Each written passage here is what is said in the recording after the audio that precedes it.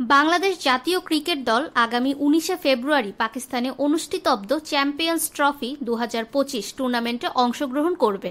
এই বড় টুর্নামেন্টে বাংলাদেশের প্রথম ম্যাচটি 20শে ফেব্রুয়ারি ভারতের বিরুদ্ধে অনুষ্ঠিত হবে।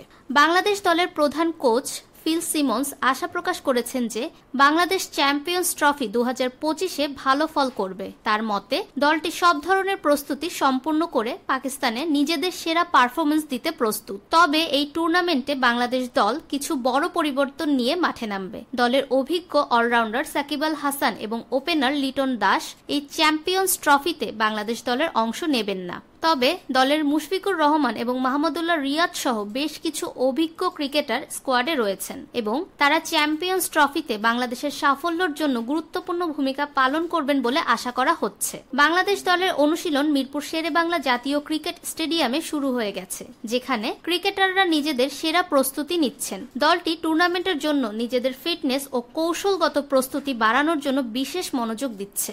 এবারের চ্যাম্পিয়ন্স ট্রফি 2025 বাংলাদেশের ক্রিকেট প্রেমীদের জন্য একটি উত্তেজনাপূর্ণ এবং আশা জাগানিয়া টুর্নামেন্ট হতে চলেছে। দলের দিক থেকে সেরা পারফরমেন্স আশা করা হচ্ছে এবং সকলের নজর থাকবে কেমন করে বাংলাদেশ এই বড় টুর্নামেন্টে নিজেদের জায়গা শক্ত করতে পারে।